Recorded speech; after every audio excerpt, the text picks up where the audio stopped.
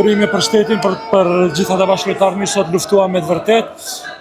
Fatkeqësisht e kishim planifikuar ndryshe sonte, sepse edhe Zvicra pasi ka fitu, tashmë zyrtarisht jemi pjesë e play-offit edhe besoj që nuk kemi gjasa shumë reale për më kualifiku direkt, kështu që jemi të lumtur edhe kjo është histori për neve, kemi arritur qëllimin, edhe shpresojmë tashmë më bëj gati për mars edhe me kalu play-offin, edhe pse është akoma vështirë se sot. Vedat, në play-off i kemi dy ndeshje, një gjysmë finale, nëse kalojmë atëherë edhe në finale. Kjo Kosovë duket që nuk ja ka frikën askujt.